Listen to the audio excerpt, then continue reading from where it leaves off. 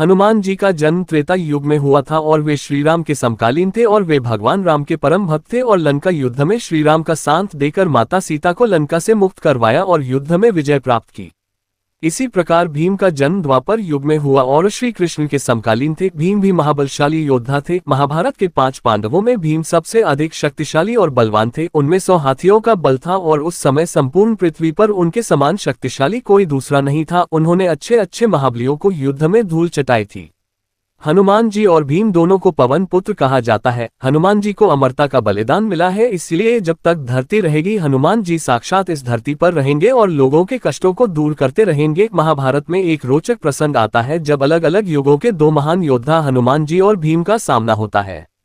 बात महाभारत काल की है। पांडवों को 14 वर्ष का वनवास और 1 वर्ष का अज्ञातवास मिला था। इस दौरान एक बार पांडव किसी वन में रुके हुए थे। उस वन में एक सरोवर था। उस सरोवर में सुगंधित कमल पुष्प लगे हुए थे जिनकी सुगंध चारों तरफ फैल रही थी। द्रौपदी को इन पुष्पों की सुगंध अपनी तरफ आकर्षित कर रही थी। द्रौपदी ने भीम को पुष्प कमल लाने के लिए कहा और भीम निकल गए सुगंधित पुष्प कमल की तलाश में। तभी रास्ते में उन्हें एक बूढ़ा वानर मिला जो लेटा हुआ था और उसकी पूंछ रास्ते में फैली हुई थी। रास्ते में वानर की पूंछ फैली होने से भीम आगे नहीं जा सकते थे, क्योंकि किसी भी जीव के लेटा होने पर उसके अथवा उसके शरीर के किसी अंग के ऊपर से जाना अमर्यादित माना जाता है।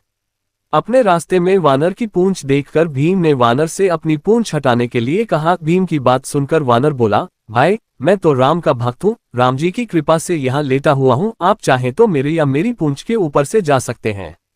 भीमसेन को वानर की बात पसंद नहीं आई और उन्होंने गुस्से में वानर से अपनी पूंछ हटाने के लिए कहा। भीमसेन की बात सुनकर वानर बोला, भाई आप तो पृथ्वी के सबसे शक्तिशाली व्यक्ति हो, आप ही मेरी पूंछ हटा दो।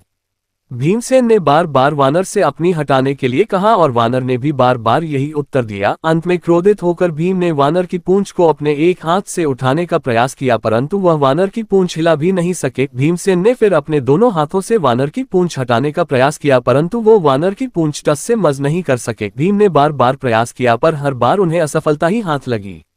भीमसेन समझ गए कि यह कोई साधारण वानर नहीं है, अपितु कोई देव पुरुष है जो भीम की परीक्षा ले रहे हैं। भीम ने दोनों हाथ जोड़कर अपनी गलती स्वीकार करते हुए वानर से उनका परिचय पूछा। वानर ने अपना परिचय श्रीराम के सेवक के रूप में बतलाया। वानर की इतनी बात सुनकर भीमसेन समझ गए कि ये कोई और नहीं अपितु साक्षात हनुमान जी हैं। भीमसेन ने हनुमान जी को प्रणाम करते हुए कहा, क्षमा करें हनुमान जी, मुझे अपनी शक्ति का झूठा अभिमान हो गया था। आपने मेरे अभिमान को तोड़ने के लिए ये लीला रची है, कृपा कर आप मुझे अपने असली रूप में दर्शन दें।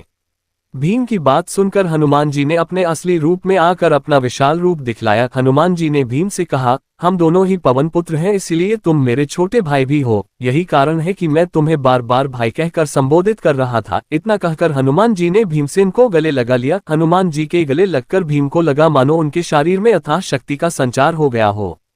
भीम ने हनुमान जी से आग्रह किया कि वह कौरवों के साथ होने वाले युद्ध में पांडवों का साथ दे, जिस पर हनुमान जी ने कहा, जिस युग से मैं हूँ वह युग दूसरा था, उसमें मैंने श्रीराम के लिए कई युद्ध किए थे। अब ये युग दूसरा है, यहाँ मेरा युद्ध करना सही नहीं है, इसलिए मैं युद्ध में शामिल नहीं हो सकता, परंतु युद्ध में पांडवों के रथ की ध्वजा पर मेरा वास होगा।